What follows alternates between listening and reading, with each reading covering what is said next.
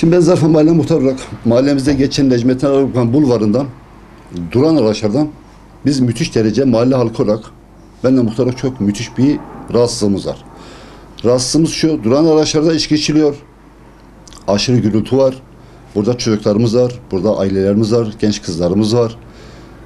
Bunlara kötü örnek oluyor ve biz bunları koruyamıyoruz. Bunları korumak için yetkililerimizden burada kalıcı çözüm bekliyoruz. Valimizden, emniyet müdürümüzden bu yola acilen kalıcı bir çözüm istiyoruz yani. Emniyetimize telefon açıyoruz, emniyetimiz geliyor ama çözüm değil. Nasıl çözüm değil? Geliyor, kaldırıyor vatandaşı, 5 dakika sonra bu vatandaş tekrar aynı araçtan, aynı içkiden, aynı hareketten, aynı mevcut olduğu yerden eğlenmesine devam ediyor. Ve biz de mahalle halkı olarak ve mahalle muhtarı olarak ben buradaki vatandaşlarımız, yani yol boyundaki evlerimiz bu konuda çok şikayetçi. Bahçelerinde oturamıyorlar.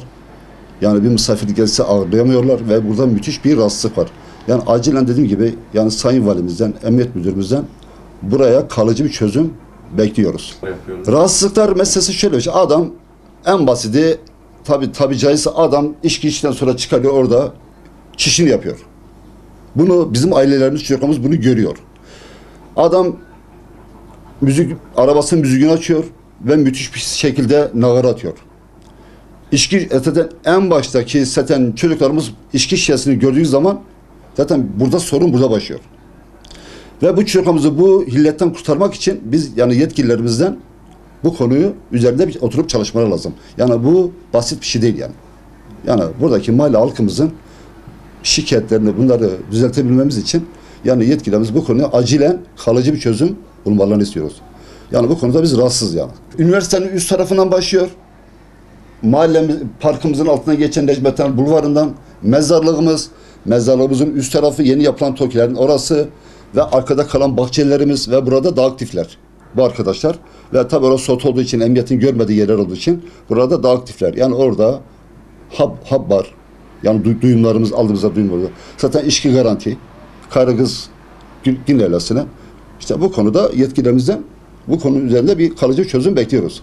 Artı yolumuzda durma levhası, yani yasak levhası olmasına rağmen adam yine gelip aynı yere park ediyor. Gelen polis arkadaşları tehdit ediyor. Diyor ki ben kalkmıyorum.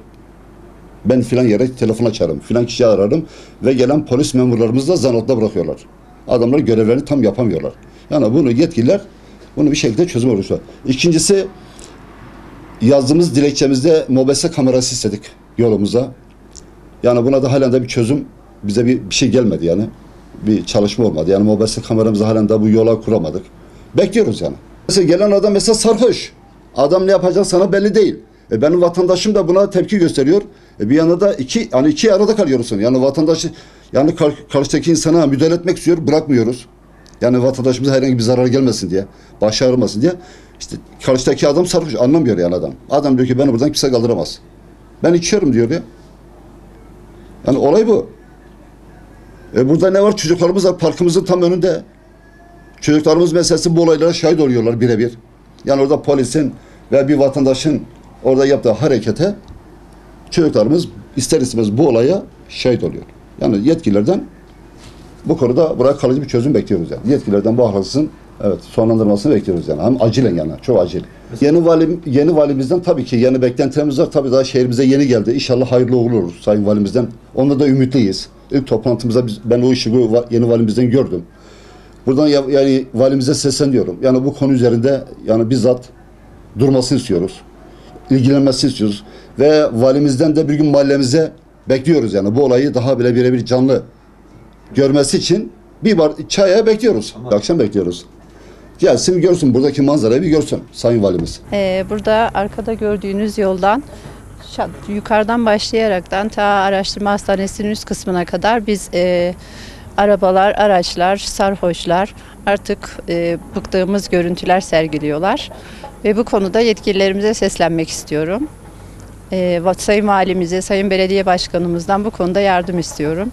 Biz bayanlar olarak çıkıp rahat bir şekilde yürüyüş falan yapamıyoruz. Kendi kapımızın önünde oturup da bir rahat çay içemiyoruz. Gürültüden ve sarhoşların gürültülü konuşmalarından, yaptıkları hareketlerden dolayı çok rahatsızız. Ve bu konuda gerçekten çok yardıma ihtiyacımız var. Defalarca aradığımız halde sürekli emniyetten, asayişten arkadaşlarımız geliyor. Ama bu bir çözüm olmuyor. Sonrasında tekrardan geliyorlar ve bizi rahatsız ediyorlar. Küçük bir mahallede yaşıyoruz ve biz mahallemizde çok mutluyduk yani. Ama bu son zamanlarda yaşadığımız mağduriyet hakikaten bizi çok rahatsız ediyor. Burada genelde ahlaksızca şeyler de yapılıyor, alkol alınıyor. Çocuklarımız burada parklarda oynayamıyorlar. Oynadıkları zaman kötü örnekler sergileniyor. Onlar da onlar için kötü örneklere sebep oluyor tabii ki de. Hakikaten ahlaksızca görüntüler oluşturuyor bazı insanlar. Ve bu konudan çok mağduruz yani yardım istiyoruz. Burada bak ben geliyor, serhoşu da geliyor, serserisi de geliyorlar. Yani muhtar da buna müdahale edemiyor. Yani hiçbirimiz. Polis gelip kaldırıyor, 5 dakika sonra yine aynısını yapıyorlar. Dün ben burada oturuyorum, kapımın önünde saat gecenin 12'si olmuş, 1 olmuş. Affedersin, kızı gelmiş buraya, gençler gelmiş buraya. Birbirlerini kovalıyorlar. Ben burada rahatsız olayım yani, ben burada bir tek yaşayan bir bayanım. Yani bizim köyümüz öyle bir köy değildi. Bu yollar yapıldı, buralar yapıldı. Yollar çok kötü oldu yani. Hani olmamasını istiyoruz yani, biraz sakin olsun. Biz kendi çevremiz, kendi köyümüz satına bize yetiyoruz yani. Başkalarının rahatsız etmesini istemiyorum yani ben burada. Tabii. Gülmeler, şakılamalar, kötü kelimeler hiç güzel bir şey değil annem. Yani ben köylüm olarak ben burada doğmuşum, burada büyümüşüm, burada yetişmişim. Ben böyle bir terbiyesizliği istemiyorum yani. Muhtar da buna yetemiyor yani. Polis de yetemiyor. Polis gelip kaldırıyor, 5 dakika sonra yine geliyor aynısını yapıyor. Hani biz burada bir aileyiz. Bak benim kapımın önü. Muhtar evi bura. Ben rahatsız olmak istemiyorum yani. Hani güzel bir şeyler olsun. Olmasın. Kamera da koydu. Kamera da bile şey yapmıyor yani. Polis bile bunları engelleyemiyor yani. Bunları nasıl engellememiz lazım? Birbirimize yardımcı olacağız ki engellensin yani, ya başka yapacak bir şey yok kadına. Yoksa Allah'a çok şükür köyümüz yani memnunuz. Köyümüzde doğmuşuz, burada büyümüşük. Hep birbirimiz can ciğeriz. Ama böyle bu yol olalı bizi çok rahatsız edecek. Şahsen ben rahatsız oluyorum. Köyümüzü de pis ettiler, adımızı da pis ettiler. Niye? Çevre pis olduğu için. Yani sen bugün gelmişsen adabinle geleceksin, adabinle de koyup gideceksin. Yani kimseyi rahatsız etmeye hakkın yok. Ben geri kapımın önünde duruyorsam benim kapımın önünde arabanı niye getirip tutturuyorsun? Ben burada rahatsız oluyorum. Eğlenmek istiyorsan başka yere git, sessiz bir yere git. Beni rahatsız etmeye hiç hakkın yok. Yani bunlardan şikayetçiyim, başka bir şikayetimiz yok öyle ben sana. Rabbim sizi bağışlasın. Allah'a emanet olun. Teşekkür ederim. Mahallemizin sıkıntılarıyla ilgili yeni yapılan Necmettin Erbakan Bulvarı, mezarlık mevkisinden araştırma hastanesine inen yol bu mahallenin baş belası olmuştur.